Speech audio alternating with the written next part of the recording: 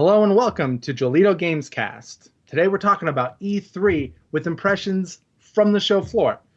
And today I have Derek Dover Hey, what's going on? and Alex Lee. Hey, hey. So let's get started.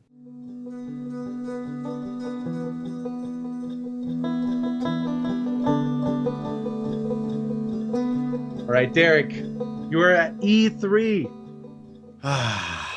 Tell us about it. Another E3 has come and gone, my friends. Yes, it is. It is sad that the final day is finally gone. But it was a really good show. It was it was a good show, but I'll have to admit I was a little disappointed. It seemed like the flair and the pizzazz just wasn't there this year. It seemed a little dead. There were a lot of people that were noticeably missing. A lot of developers, publishers that were noticeably missing. So this was like the first year in it feels like forever where like we had big companies, third-party companies that were gone. Yeah, it's really bizarre. So all right, so what was it like? Because in years past, like I've been there a couple of times, you've been there the last 3-4 years, right? Yeah. And like when I was there, like it was pretty packed. Like there's a lot of stuff going on, and like EA, for me, the two times I went, EA saved E3 for me, just because like they have so much stuff to see, and it's pretty easy to get hands on. But this year EA is gone. They had their own thing. Mm-hmm. So in the West Hall, which is where most of the third parties hang out. Right. What was that like? Because EA was gone, Activision, I believe, was gone. Sega wasn't there, right? They had to rely on probably Atlas. Mm-hmm. Yeah, we talked about it a little bit earlier. I think you were saying the giant Bombcast guys just found a spot in the back, just an empty spot on the carpet in the West Wing where they could do some recording. Yeah, it was really strange. Just you walk past, I guess, like the second row of big booths, and then all of a sudden there's just all this empty space in the back. I think on the giant Bombcast, I think it was Brad Shoemaker who was talking about how there was just so much room in the aisles this year. Like clearly people seemed a little or companies seemed a little more spaced apart, and there wasn't really the crowd. Yeah, it's good and it's bad. Like, it was nice actually being able to walk around without, rubbing elbows with everyone around you. So like that was nice, but it was noticeably quieter. And I feel like there was a lot more this year that was behind closed doors. So you have more space, less people, but less. I'll say less media. They really cut down on the media that was allowed in. Really? So less media, and it seemed like there was more general public there than what I'm used to. And now for someone who might be listening and they haven't been to E3 before, and they may not know much about it, like E3, this is an industry and media event, right, basically. However, in the last few years, it seems to be it's been a little more packed with regular people. That's a terrible way to put it. With non-industry members, either via like contests, like they win a contest and they get brought in, or they're working at retailers who allow them to get in. It's not the audience that it used to be. Oh, how dreadful. E3 is packed with commoners. That's not what I meant. But I mean, I think as someone who, my time spent like the last 10 years or more, like looking at the games industry, like E3 is this like huge, exciting event. And when I first went, like it was big, it was exciting. There was a ton of stuff going on. But last year, it's kind of waned. So how much do you guys think of this as the kind of the tendrils and the effects of the Penny Arcade Expos popping up all over the U.S.?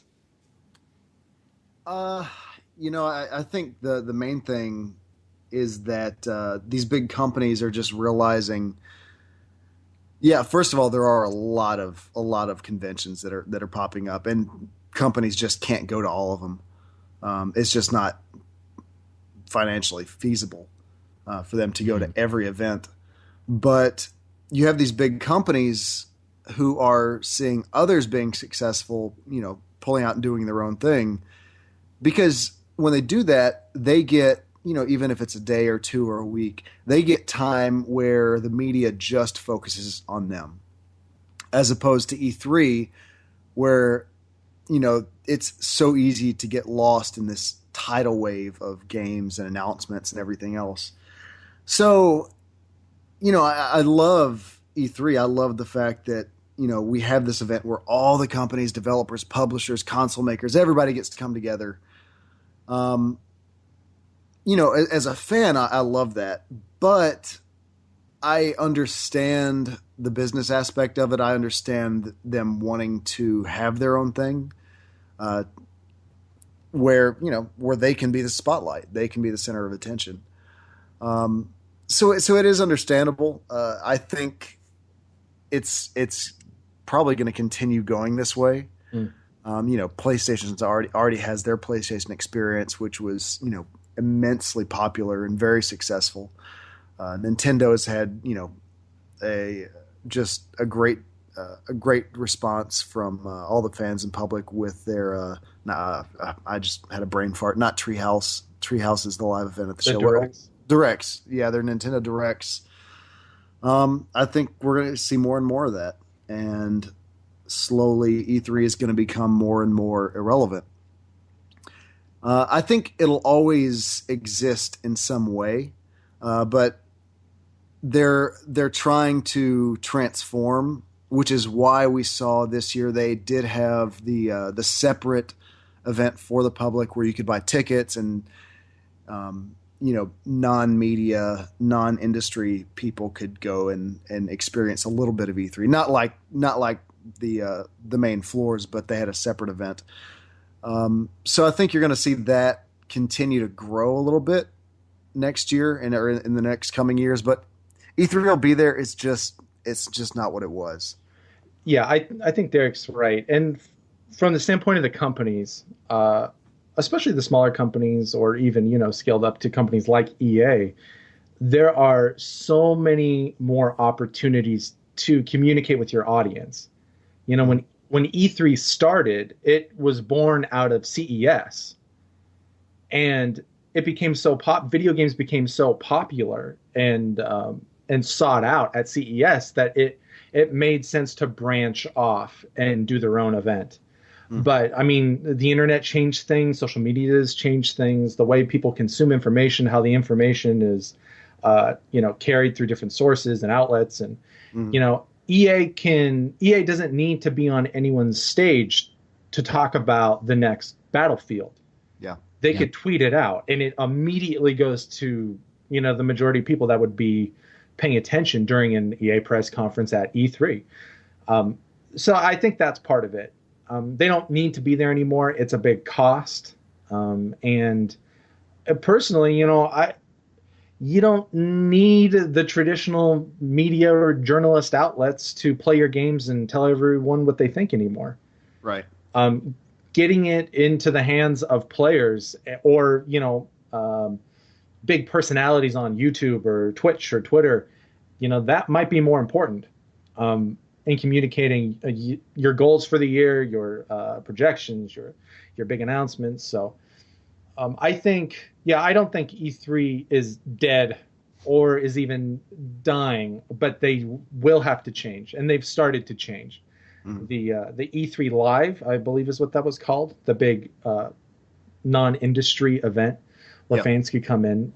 I don't know the success of that yet. I don't know if the group that manages E3 has talked about that, but I think that that might be the future.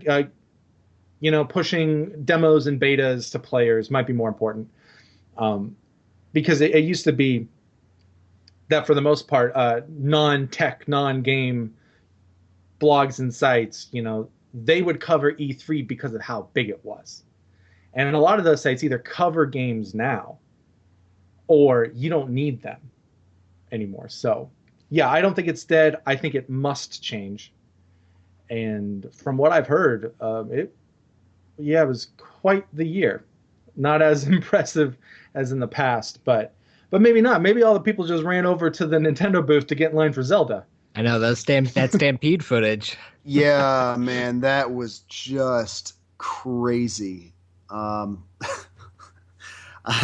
don't even know what to say to that. It was bizarre. The line for that was ungodly, and I mean, I guess it was worth it for those people, but that's a long. I mean, a lot of those people were there waiting for like 5 hours.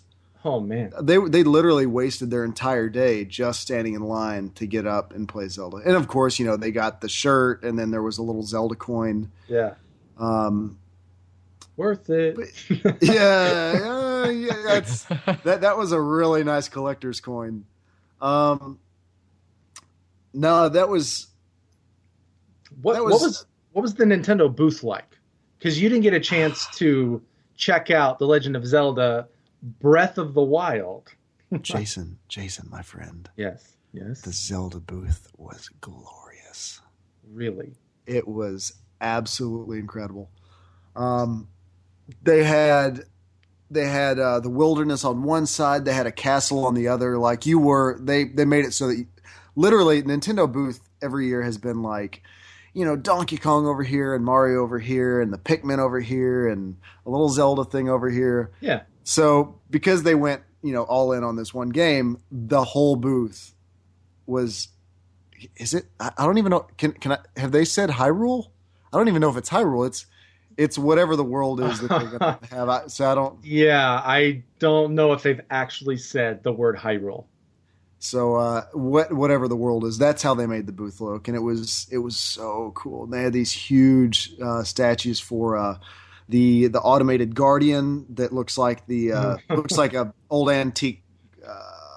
I don't even know what it looks like. Like the big squid looking thing. Yeah. So they had Link kind of jumping up, shooting his arrow into one of those, and then they had one of the goblins up on top of his little post attacking him, and it was a really, really cool booth. Of course, Nintendo always has really great stuff, but it was always been a highlight. Yeah, Nintendo does a great job. I got to go through the gameplay and then watch others play. It's really exciting. Like, I mean, I've never been unhappy with a Zelda game ever. Yeah. And I'm totally on board with what they're doing. The only thing that I was wondering about, and I actually had a discussion with someone about this today, and maybe I'd have to go back and play some of the more recent Zeldas to kind of clear my memory, but it feels like in a lot of the Zeldas there was always like constantly action, like you're constantly fighting some enemy. Sure. And because this world is so vast and so big, it feels like there's a lot of downtime between doing something, if that makes sense. Between entering a dungeon or fighting the enemies, there's just a lot of just empty walking. Now is that concerning to you? And like Zelda is a big topic to cover because of how this iteration has really switched up the formula, and I think we might be able to go into like a greater extent and detail maybe in the next Gamescast. But since you mentioned is it too open? Is this Zelda too open of an open world? I don't know yet. Just having a brief moment with it is just not enough. Because I can see where, maybe having that big empty space and just exploring could be, I guess, is cathartic the right word? I guess you could say. Yeah. Where you just kind of have this nice peaceful moment to go explore and stuff. But I don't know, all my memories when I think of Zelda, I don't think of the more recent ones. I always go back to the originals for NES, Super Nintendo, Game Boy. Like those are always my go-to for Zeldas. And for those games, like, you're constantly fighting through the whole thing. So like you're always doing something. So I don't know. I'm totally willing to try it. I love it. I mean, it looks beautiful. I love the stuff that they've implemented. We'll just have to see. I'm of course again giving them the benefit of the doubt. Yeah, absolutely. Because they know what they're doing, and they've never disappointed me, so I have no reason to doubt them at this point. But that was just something that kind of came to mind as I was watching and playing, and for sure. So yeah, I wonder how it's gonna feel over an extended period of time. Yeah, that's interesting. One thing I kind of got from watching the gameplay is that it looked like that sort of open region might be one that you travel through repeatedly. I'll be curious if maybe their way of managing that is just continual speed buffs, and so maybe by the end of the game, that distance that was so long in those first few hours is now like 10 seconds. Well, I don't think they've said anything about this, but I'm pretty sure they're going to have some kind of teleportation system. There is a fast travel. They've always had that. Like Yeah. they've always had, the bird or the twister, whatever it is.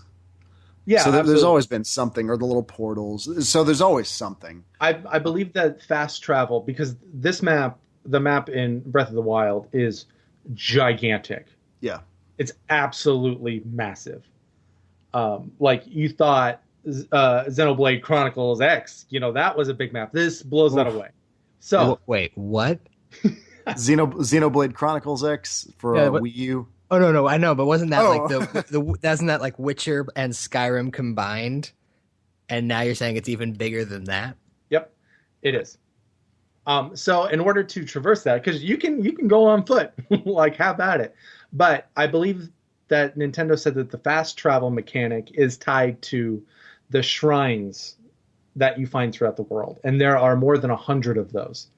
So hopefully that's enough. Those are good enough checkpoints to be able to bounce around as you discover them and unlock those secrets and all that. I tell you what, though, man, that moment where the game begins and you walk out and you look over everything. Oh man, what a beautiful moment that is. It's just, I mean, we've even seen it in the trailers and the gameplay so far that they've showed, but like when you yourself just walk out and you just get to slowly pan over everything, the mountains and the valleys and the rivers, the trees, just everything. You just see everything in the distance. Oh, I cannot wait to play that game. On Wii U or NX? NX, of course. No, I had to ask. I'm not wasting my money on any more NX stuff. You mean Wii U stuff? Oh yeah, I'm sorry, Wii U stuff. I'm still fighting with myself about the Shimiga. I keep calling it by its old name. The Shimigami Tensei game. Yeah, I believe it's called Tokyo Mirage. Tokyo Mirage Sessions. Yeah. Thank you. Yeah, that's the only other thing that I'm considering getting, but I don't know. We'll see. Was the Nintendo booth, was it 100% dedicated to Zelda? Did they have any like other videos playing? So yeah, they had the treehouse going outside where they went through other games, and they talked about other stuff like that one, the Tokyo Mirage Sessions.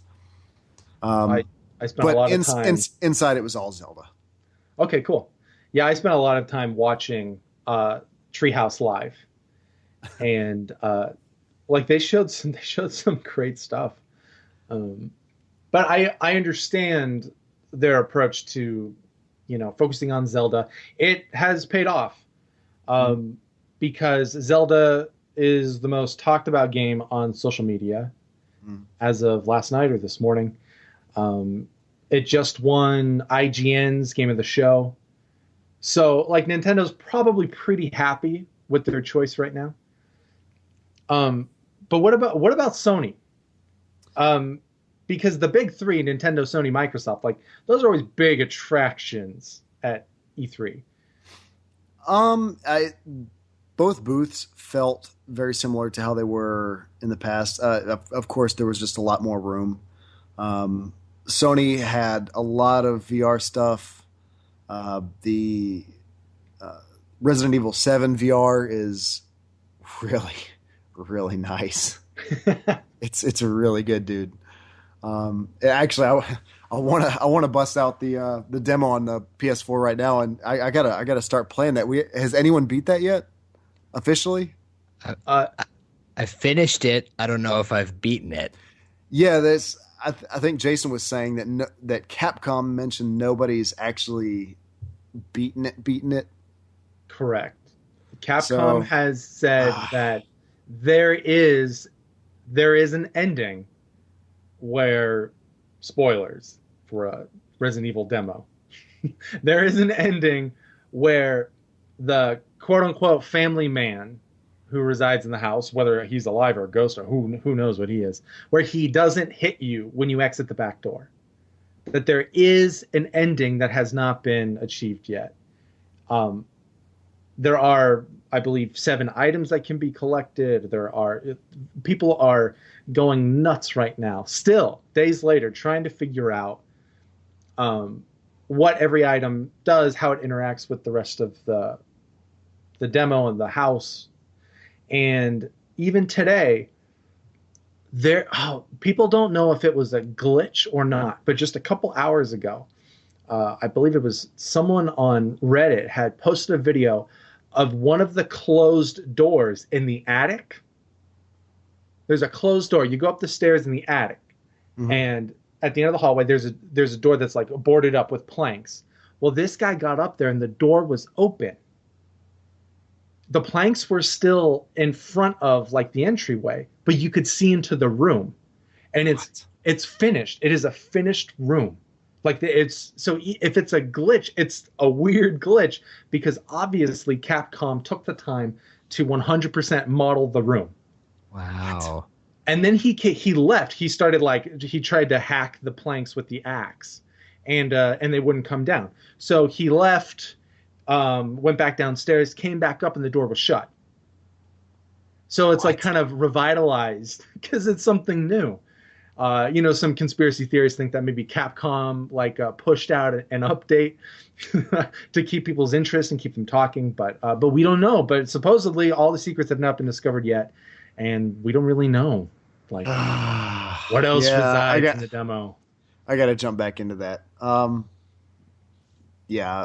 so impossibly excited. I was actually curious to see what Kojima had to say about it, and I know they asked who was it that asked him? One of the sites had asked him about it, and he just he said, it's kind of funny that I said I'm back with my stuff, but even it's interesting how my games are coming back too a little bit. That's interesting. So he said he hadn't played it yet, but he's definitely interested, and I'm looking forward to it. I want to see what he has to say about it. Because obviously, I mean, everybody's made that comparison. Even, they even pulled the PT demo. So, yeah, I'll be curious to see what he says about that. But, for the rest of the show, there was so much. There was so much good stuff. But like I said, a lot of it's behind closed doors, and a lot of it was just kind of people going into the little theaters and watching others play or just watching the trailers. Sure. I actually had more fun going through all the indie stuff. I know you were asking about PlayStation and Xbox. That's what I like. And I wish they had done more of that in their presentations. Yeah. I think we had talked about that for PlayStation. They had an incredible show, but it was definitely noticeable that they didn't have all the indies, or they didn't show off all the indies like they normally do. Yeah, as interesting as the conferences can be, what's sometimes more interesting are all the little announcements that come out during the first 2 days of the actual show. Because you hear about oh yeah, this game was there, that game's there. Oh, by the way, Robinson from Crytek is a launch title for PSVR, but they didn't mention that in their conference. I know, that was... and the trailer looks phenomenal. I know they had already shown it once, but that's something you show off. It is something you show off. What indie darlings did you find this year? What are the gems? There was a lot. I finally got to play Cuphead. Oh man, it's a lot of fun. It is fun. The visual style is just fantastic. Yeah, no, absolutely. It's based on like 1930s Disney cartoons, and oh wow, it animates so well. It is so cool looking. It really doesn't look like a game. It looks like an old cartoon. Yeah. The animations, the lines, everything, your character moving across the backdrop. There's no, you don't look at it and say, oh, my character is, how do I put it? My character is on, it just doesn't look like a game. I don't really know how else to say it. It looks so seamless, the way they've done the art style. So that was a lot of fun. I just kind of went through one of the levels and fought, bosses and stuff like that. So that was really great. I finally got hands-on with Bloodstained, which the first game that I've ever backed on Kickstarter. Yeah. Of course, that's Igarashi Koji's kind of debut game as he's gone off on his own. He's the guy who was kind of the head of Castlevania for a long time. Mm-hmm. And made a lot of people's favorite Castlevania Symphony of the Night. So he's gone off and he's working on his own project. They just had one small level that was on a ship, which it looks great. It's Castlevania. There's not a whole lot to say. Like if you like Castlevania, you're gonna like this game because it looks and plays and feels like Castlevania. The enemies are Castlevania. So I'm totally cool with that. I just, I've always wanted him to do more and to have a spiritual sequel to Symphony of the Night. So that's coming out or working out really well. Man, I was sitting here going through my notes trying to remember everything. Vampire was there. Vampire looks gorgeous. Oh God, what was that one game? There's this one really bizarre game. I have to get my phone and look at it. Mm-hmm. Loot. Nuts. Maybe it'll come to me. They had a lot of really bizarre games. I'm trying to look through all my notes here. I don't have it. I think I took a picture of it. That was my notes to myself. But yeah, there was just a lot of really great stuff. I finally got to play Below, and I think they had that playable last year as well. But they did. That's going to be fantastic, and I think that's a timed exclusive for Xbox, if I'm not mistaken. It is. Yes, I don't know what the time frame is, but I'd figure at least 6 months, if not a year, on that title. That seems to be the deal these days. Oh God, of course, just a side note, I always love seeing all the props and the statues and stuff that they have at E3. The best thing this year was this huge, chunky chocobo that they had out front with a little pole sticking out in front of him, luring him by a piece of cake. What? Yes, it was just cool. Bizarre. I just went and took a look at some footage for Cuphead, and it's my first time seeing it. That looks awesome. That's really cool fantastic art style. Oh, Loot Rascals. That's what I was trying to think of. Loot Rascals. Loot Rascals. Yeah, I don't even know how to explain it, man. It's a very, very different game. You'll just have to look it up. It's the art style and everything about it is just bizarre. Yeah, it's just totally weird. Oh, you know what? How am I talking about all this stuff? I have not even mentioned the one thing that was the biggest thing for me at E3. What's that? Persona 5. Oh, should have all been there. Of course, I got my Morgana hat and my Persona 5 bag. Oh, very nice. To match the Persona 5 bag I got from last year. Yeah, I went and talked to my buddy John. He's the PR manager for Atlas. And he was just kind of telling me some of the stuff that's coming with the game. Just it continues to blow me away. The art style, the soundtrack. I am so impossibly excited for that game. Trying to remember, Outlast 2. I had a great time with Outlast 2. Of course, the first one was fantastic, but they opened up the second one, so you're not really trapped in the corridors anymore. Ooh. Like you were with the first one. Does that make things feel worse? Like I haven't been following the game too closely. So like, what's the setting like there? You're in this weird cultish village. So in the demo, you're kind of you're going through. It almost feels like the old village from Resident Evil 4. Oh, like that kind of feel. Right. And you know how you like your old creepy houses.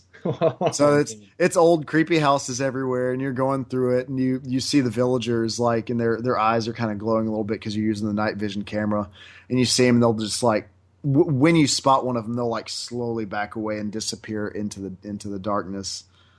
Yikes! So openness may not be your friend in this game. Yeah, it's a different kind of fear. When you have those closed corridors, it might seem like that's more terrifying. Yeah. But at least when you have that, you have a sense of direction.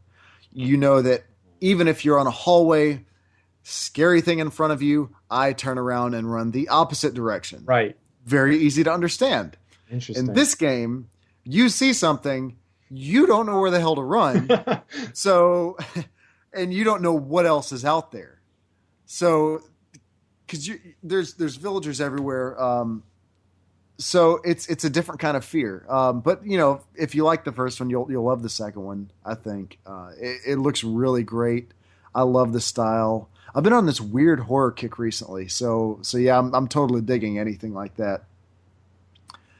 So yeah, Outlast was a lot of fun. The one game I didn't get to try that I was really upset about was Pyre. The next game from Supergiant Games. They're the ones who did Transistor and Bastion. Yes. And I know I had actually emailed Greg Kasavin, and he was going to make some time for me. I didn't get a chance. There was just so much to do. Yeah, he's a good guy. That's a good team there. Yeah, I met Greg a couple years ago. When they were showing off Transistor. Yeah, and for the launch. Yeah, talented group there. Really excited for anything they put together.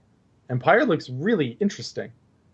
Yeah, it's a great art style, and I've watched a lot of the gameplay for it, and I'm definitely interested to see where they're going. It's very different from the stuff they've done in the past. So yeah, but I'm totally for them just trying new stuff. So that'll be great. Let's see what else. I played all these pointless games. So like most people are going to want to be like, oh, go play Dishonored and Battlefield. Like I went and played like Yakuza 0 and I Am Setsuna, which I love. I Am Setsuna. It's kind of an ode to old school RPGs.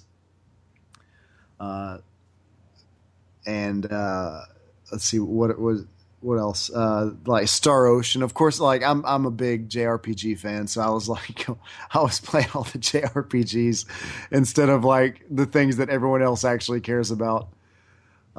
Actually, you know what? One thing that was kind of interesting for me is I've never been an Xbox guy, admittedly, but Scalebound. The first time I saw it, I was like, oh, this could be fun. Sure. I was watching some of the gameplay today, and he was fighting this big freaking scorpion monster. It was like massive. This freaking massive monster. And that reminds me, that and Final Fantasy had the demo for that. They were fighting this other huge monster. Like the stuff that they can do with these games now is just fantastic. These freaking. I can't even. I'm not even going to try and estimate how big these things must be. Like if you were, actually trying to size it in real life, but man, just the size of those things was incredible. So yeah, like when I saw that battle that for Scalebound, that really makes me want to go get an Xbox. Well, the good thing, because I agree. Like when they first revealed Scalebound, I don't know, a year ago, maybe I think it was 2 years ago actually, Mm-hmm. E3 2014, when they first showed off that trailer. Like I was kind of, it looks okay, kind of weird. Yeah.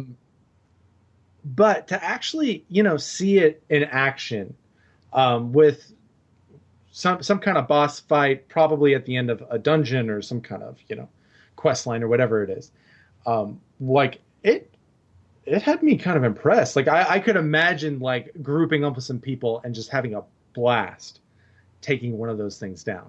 And yeah, love the scale of it. It seems crazy, big and crazy, and I'm real interested to check it out. And the good thing is that Scalebound is, I believe, one of the first Xbox Play Anywhere titles. We never got a chance to talk about the Microsoft conference, but one of the big initiatives that was announced there was Xbox Play Anywhere, which allows one purchase of a digital copy of an Xbox title, and it unlocks a copy on your Windows 10 PC. And it's one price, multiple copies. It stays with you and your Xbox Live account no matter which device you play on, which then scales to not just Xbox One and Windows 10 PCs, but also, Xbox One S, which was announced, and Project Scorpio, which we have some details about. That'll be coming out holiday 2017. So this is kind of like, we saw a glimpse of the future of Xbox as a platform. Yeah. And it's kind of like your stuff follows you, your controllers, your accessories, your games, it goes with you. And so like I could be on my Xbox One with Scalebound, and Derek, because you don't have an Xbox One and maybe you don't want to get one, maybe you're holding out for Project Scorpio, but you could play on your computer and we could play together. And then when you eventually get a Project Scorpio, I'm being optimistic here. Your saves will just carry for on. Alan Wake 2. Your saves and everything follows you. So it could be really cool. The game looks really interesting. And I figured it was Japanese enough to get you interested. Yeah. There's definitely a couple games that are definitely pulling me over. It's just I guess I will. I'll have to jump on board when the new one comes out. God, there's going to be so much money to spend with these new systems. PlayStation Neo, PlayStation VR, Nintendo NX, Xbox Scorpio. I just it's too much. It's just gaming PCs. Yeah, I know. All this money that I'm talking about spending on all these gaming consoles, I'm like, oh, I don't want to get a gaming PC. It's too expensive. Well, I mean, the good thing there is that no matter how you want to play, you have options, right? You have price options, you have spec options. A year and a half from now, there's going to be a whole lot of tech, a lot of hardware on the market. So at least for the Xbox platform and that brand, like you can play however you want. Like it's not going to matter anymore. So yeah, totally invest in it. You could totally invest in a 4K PC and, have that ready to go for VR and all that stuff. I know, absolutely. The opening up of the ecosystems, and there's still that the rumor of the trying to get crossplay in the future between Xbox and PlayStation. But yeah, anything that opens up the ecosystems or provides more diversity in tech choices is great for us as the end users.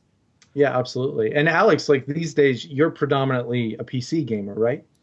I mean, that's kind of what I've switched towards. I mean, I still have a couple console games that I'll pick up to play with friends, but for single player stuff, I'm mostly sticking to PC.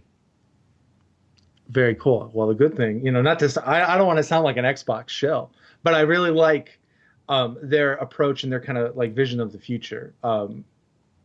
Because that's all I really want as a gamer is I just want to have my stuff and be able to play it however I want, wherever I want. So I'm really interested to see. I mean, the discussion about like iterative consoles and marginal upgrades, like that's a whole other thing. I'm more interested in one purchase that follows me wherever I go.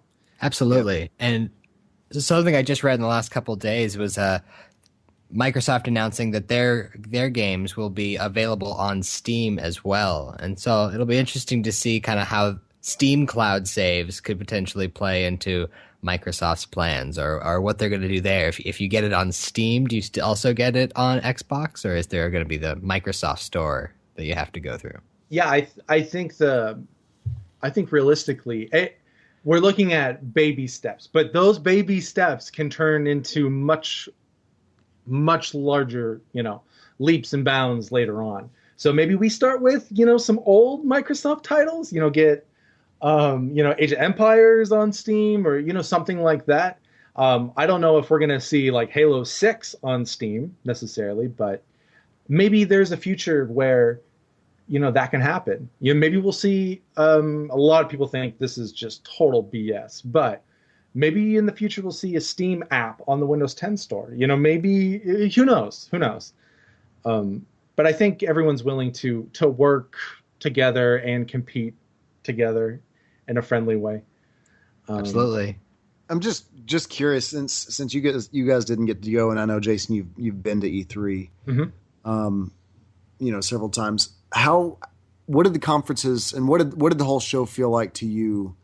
From an outside perspective, did it look and sound and feel like the same old E3, or did you get any kind of different view on it this year? Let me throw that to Alex real quick, because I know Alex hasn't gone to E3, so I'm actually very curious to see if you've noticed a change.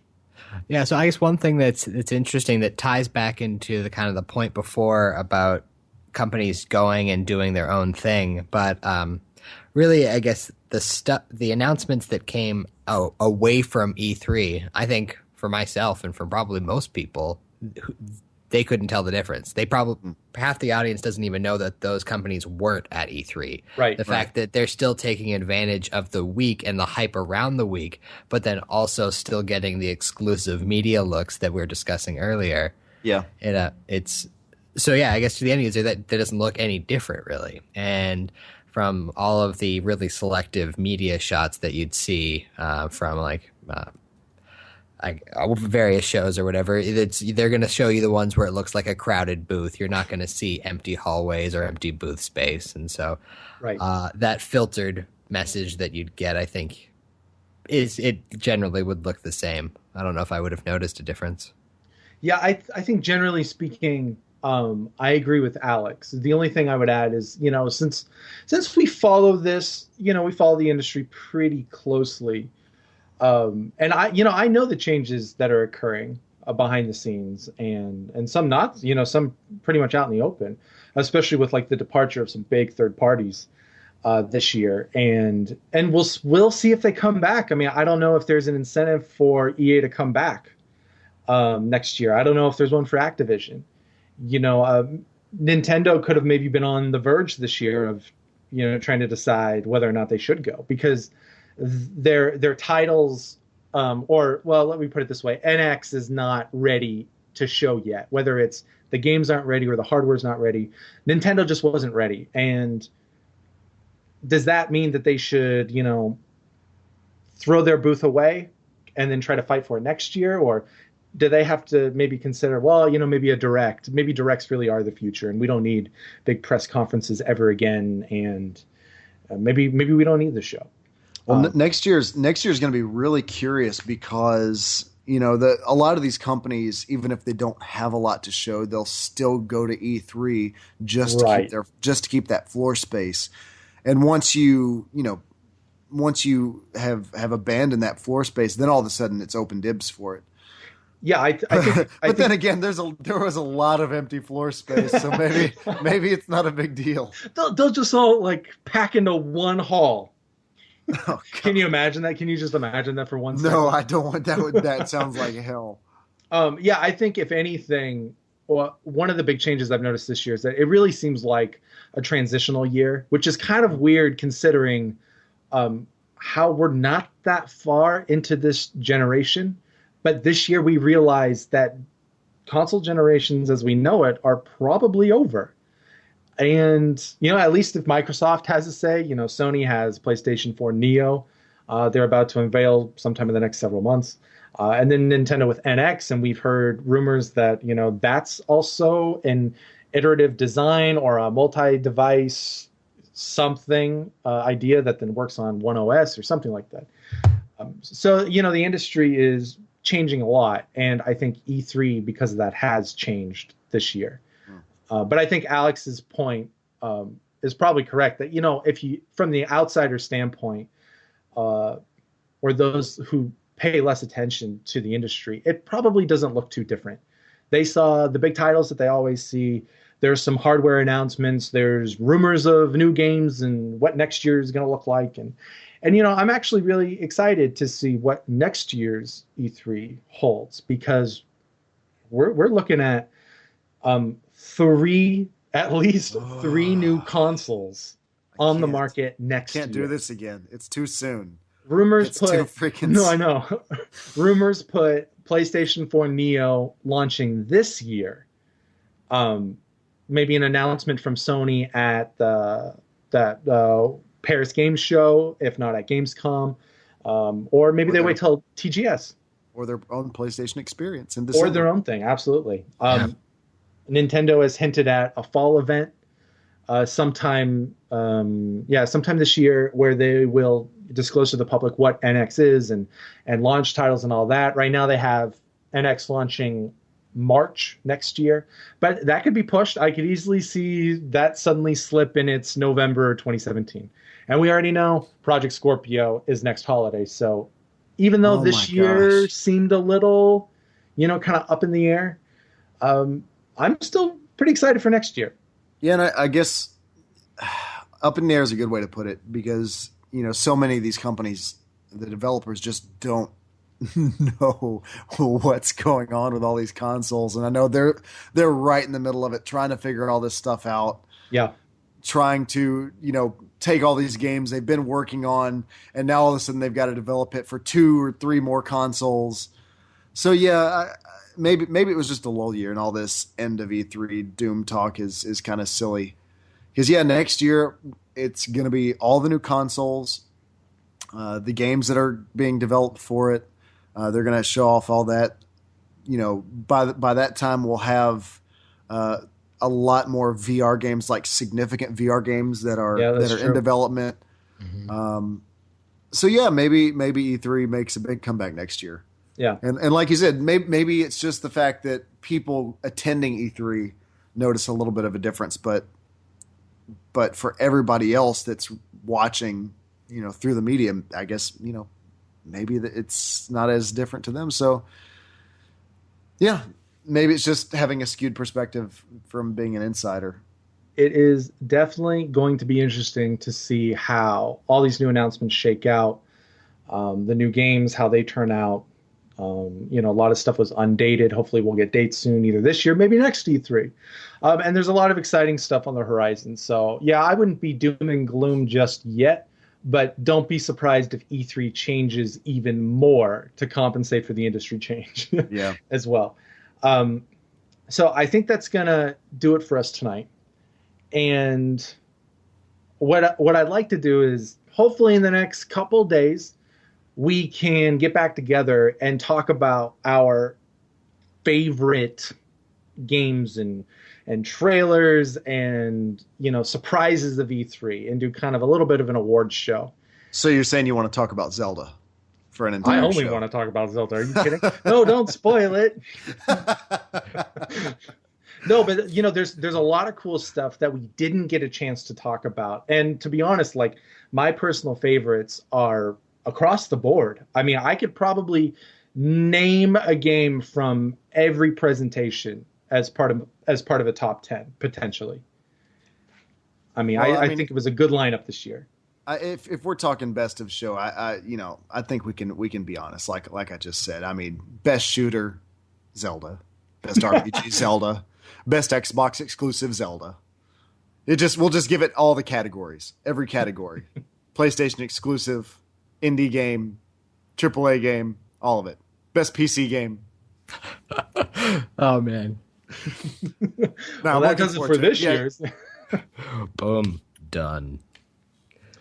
But yeah, so hopefully we can have another conversation about video games and wrap up E3, and maybe talk about stuff that we didn't get a chance to talk about the last episode or two. Yeah, that's going to do it for us. Once again, I'm Jason Johnson. You can follow me on Twitter at Jason Johnson with 3 underscores after it. If you want to know the explanation for that, listen to the last episode, episode 3, the EA and Sony press conference reactions. Yeah, so just that is Jason Johnson underscore. There